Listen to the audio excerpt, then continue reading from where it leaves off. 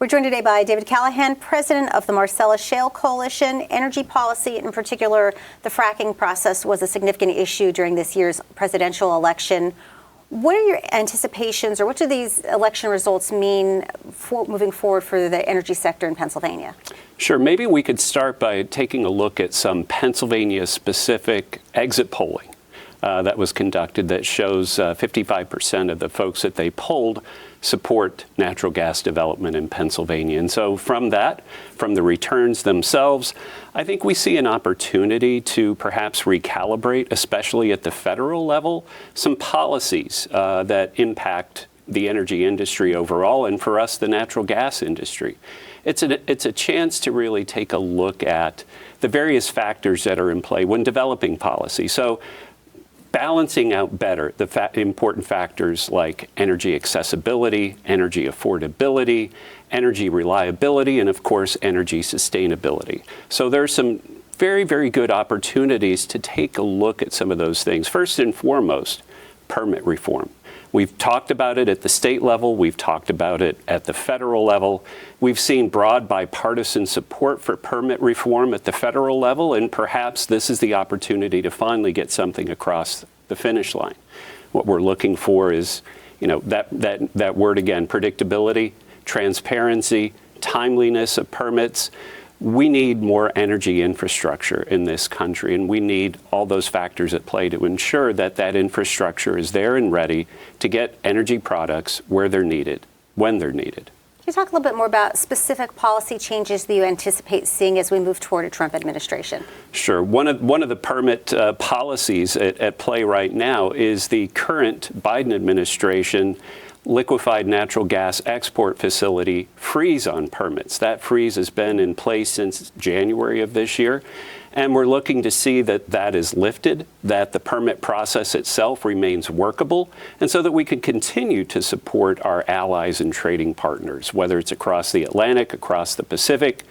We have countries that are either developing or developed who desperately need energy. Their energy security, their national security depends on it as well. This fall marked 20 years since the first Marcellus Shale was drilled in Pennsylvania. Talk a little bit about the role that natural gas drilling plays in Pennsylvania's energy profile overall. Sure. Natural gas has become a significant player in Pennsylvania's energy profile, and the profile of the United States as well. Pennsylvania is responsible for roughly 18% of all the natural gas produced in America. We're the #2 state, but when you combine us with the other states in the Marcellus and Utica Shale Basin, Pennsylvania, Ohio, and West Virginia, we're the #1 producing basin in the whole country. And if we were a country, these three states combined, we'd be the #3 producer in the entire world. It's a significant resource, and we've done well in bringing that resource to American consumers and consumers across the world.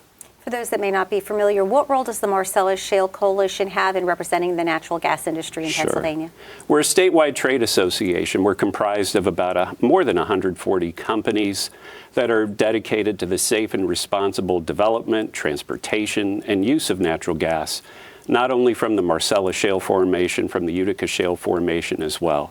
Our members include producers, pipeline companies, companies that extract other very, very valuable hydrocarbons from that natural gas stream, and of course the whole value chain of companies that provide goods and professional services to the industry, including a number of construction trade unions.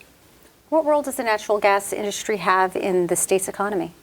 We play a significant role in the economy. We commissioned an economic impact study that we released about a year ago. And that study showed that the industry undertook in 1 year alone $41 billion in economic activity, a very significant role. We supported 123,000 jobs. Those jobs are very important because they require academic credentials ranging from a GED to a PhD, a number of jobs in the construction trades. And those jobs overall pay average wages of about $97,000 a year.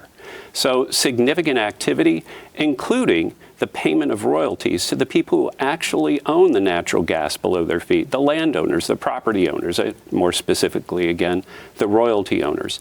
That study showed the industry paid $6.3 billion in royalties in that 1 year alone. We're an economic powerhouse for the Commonwealth. The natural gas industry has been paying an impact fee since the law was instituted in 2012. Last year, Pennsylvania collected $180 million in impact fees for 2023.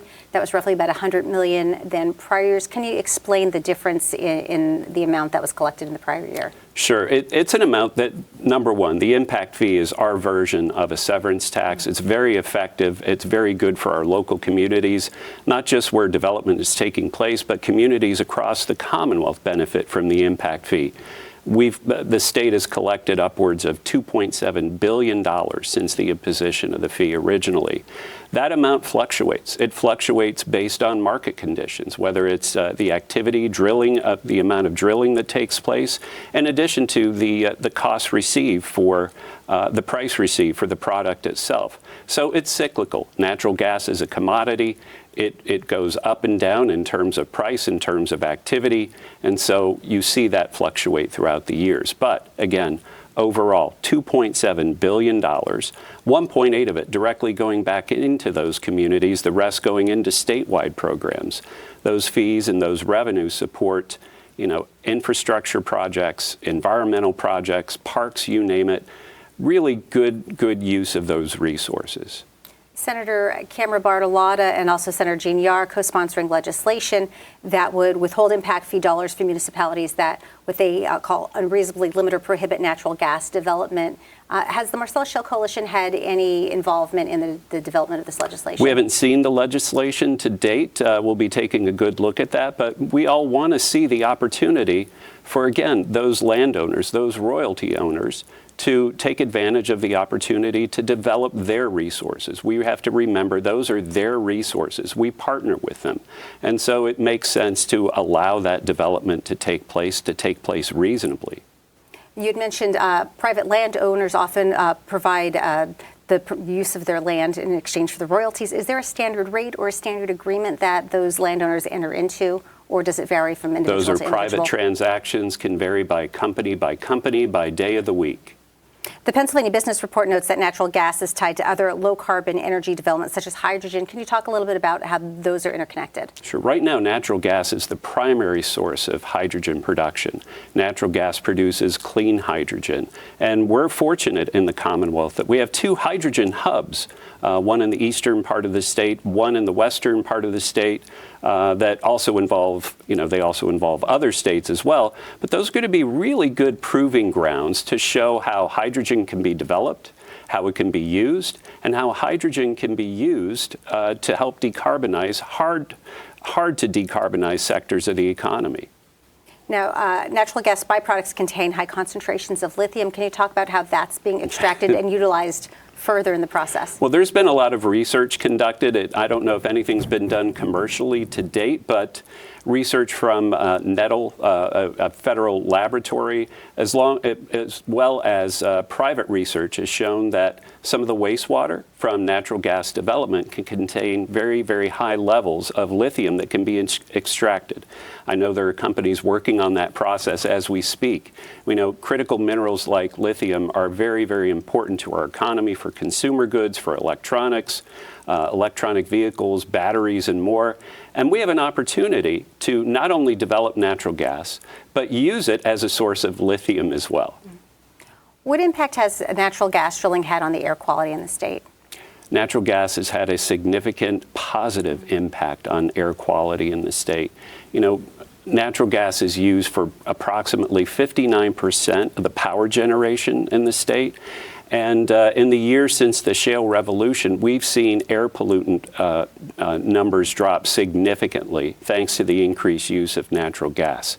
we've done some research, not just showing the percentage reductions. The reductions themselves are significant, but we took a look and we used federal calculations to determine public health benefits associated with those emissions reductions. And we calculated that those benefits range anywhere from $450 billion to over $1 trillion in cumulative public health benefits. Is there any evidence that natural gas drilling contaminates water or causes any problems with public health? We've taken it, number one, first of all, the safety of our workers, the health and safety of the communities in which we operate. That's our number one priority. And when you take a look at independent empirical research, you see that the industry, the activities of the industry pose no significant risk to those communities. We have a host of information on our website, if I can plug the website, where folks can see examples of those studies, including a most recent study where one of our own members released real-time data on air quality monitoring at various facilities. Now, a moment ago, I mentioned legislation being sponsored by Senators Bartolotta and Yaw.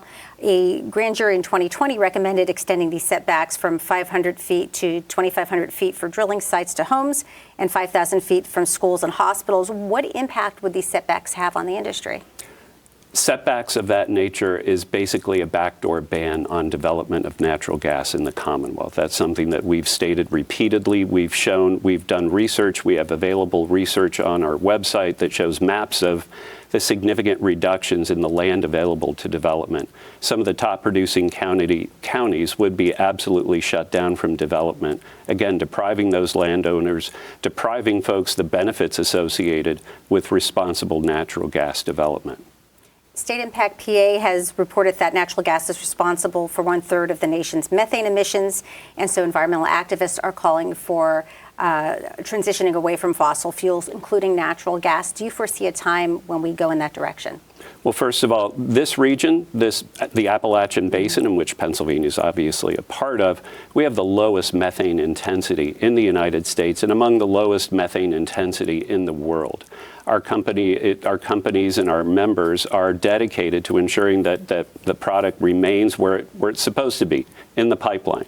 The future of natural gas, the future of the use of that product, the sky's the limit. Whether it's technology that changes the natural gas to other products like hydrogen, ammonia, technology that changes the end use of that product, whether it's through fuel cells or others, natural gas is a very, very versatile fuel, and it'll be around for generations to come. Have there been any studies conducted to determine whether those setbacks that are proposed in the grand jury would actually provide better health and safety protections to those living in proximity to the drilling sites? Again, I'll point to the studies that have already been conducted, independent empirical studies that take a look at air quality, water quality, that show there's no significant risk to those living around, and as well as the workers in the industry as well. Groups such as the Energy Association of Pennsylvania have voiced concern about the stability of our energy grid, and they suggest by 2030 that we may be running out of electricity, basically. So where does the natural gas industry fit into the discussion about the future of the state's energy having a sustainable supply moving forward? Certainly, we share their concerns. Those are numbers and those are projections that were brought forward by PJM, our regional grid, that show that 40 gigawatts of power could be at risk of closing by 2030. Most of those are thermal generating, coal and natural gas. And we need more power, not less power. You know, with increased electrification of the economy, with the ravenous power appetite of AI and data centers, we need more power generation, and natural gas has been the primary source of that in Pennsylvania through the years. Again, thanks to the shale revolution, we need more. And we need the policies that support that and not hinder that. We can't have mandates that dictate certain sources, generate certain amounts of power. We need to allow the marketplace to continue to develop, to continue to evolve. And again, we need to look at policies that allow for energy affordability, accessibility, reliability, and sustainability in equal balance. How much of the energy that Pennsylvania generates is used within the Commonwealth? Sure. In terms of power, we overproduce. Roughly 35% of the electric power that we produce in Pennsylvania goes to other states and other regions. Pennsylvania is fortunate to have such a rich abundance of power resources, but as we pointed out through the past question, that is at risk. That is at risk in the very, very near future, and we'll need more power, not less. You just hinted at this a moment ago, but if you could talk a little bit more about what trends you see as creating this increased need for more and more electricity. Certainly. We can go into great details. One of my favorite examples is go look and do a Google search. Most of those Google search results involve artificial intelligence these days. Those Google searches that use AI use 10 times as much power. And so if you do the math, that requires more electricity, or as much electricity as 700,000 homes consume in 1 year, just that additional supply. We see data centers looking for more power. Data centers and data computing is really driving our economy. It'll be driving the economy of the future. And they need lots of power. Natural gas and other forms of power stand ready to supply that energy. Some states, not including Pennsylvania, currently have a preference to renewable energy resources that encompass their electricity grid. Can you talk a little bit about how these renewable energy resources compare to fossil fuels and natural gas and so forth in terms of stability moving forward? Certainly. They're intermittent resources, first and foremost, relying on the sun to shine and the wind to blow, and we're perfect partners for those sources of energy. You know, natural gas is what we call dispatchable. You could turn it on, turn it off. It could be available 24/7 to run all day long, all night long, or it could turn on and turn off as needed. There's no better partner for those sources of power than natural gas. Are there other states that have energy policies that you would like to see Pennsylvania emulate? You know, I'd like to see Pennsylvania stake out the ground on its own. You know, we're unique. We're very unique in having these vast resources available to us. What we need are energy and economic development policies to further take advantage of this great resource. We have an opportunity to increase our manufacturing base. We have an opportunity, perhaps, to have an export facility here in Pennsylvania that, again, can help our allies overseas who have struggled with Russia weaponizing its energy supplies and offering our allies energy security, national security, and enhancing their energy sustainability goals as well. Is government intervention needed to provide sustainable energy supply, or do you think that the market can right itself? The market continues to make tremendous advancements. You know, in the early days of the shale revolution, we saw the application of technology almost exclusively used to increase the efficiency of producing that natural gas, transporting that natural gas, and to some instances, using the natural gas. Now we see as much, if not more, technology used to enhance the sustainability of natural gas. You know, whether it's monitoring for emissions, making sure things are done correctly, technology is having a tremendous impact and will continue to on the industry. And allowing that natural evolution to continue is probably one of the best policies government can put into place. As our statewide General Assembly is wrapping up their session this month, we'll be heading into a new session in January, both for the state General Assembly as well as our federal government. What would you like to put into the ear of lawmakers as they're considering policy for the new sessions in 2025? I'm going to sound like a broken record. Just keep in mind affordability, access, keep in mind sustainability and reliability, and balance all those interests out. We need, again, more thought put into allowing the marketplace to continue to evolve, to allow it to continue to develop, to allow it to continue to grow our manufacturing base. And as we previously discussed, all while doing this, you know, enhancing our environment at the same time. What are your expectations for the next 20 years of natural gas drilling in Pennsylvania? My outlook extends well beyond 20 years. We have generations of supply here in Pennsylvania, in the region. I see this state enhancing its position, not only in the country, but in the world. I see greater opportunities, again, increasing the sustainability of this great resource as well. We can continue to see tremendous gains in air quality. We can continue to see tremendous gains in the power generation sector for CO2 emission reductions. Now, I failed to mention that thanks to the shale revolution and increased use of gas in that sector, we've seen CO2 emissions drop by 46%. That's significant. That's very significant. I mean, another way to look at that, We could look at those numbers in terms of the raw reduction in CO2 emissions, and we could calculate that to equate to roughly removing every car in Pennsylvania and 7 surrounding states off the road for an entire year. David Callahan serves as president of the Marcellus Shale Coalition. Thank you for joining us. Thank you.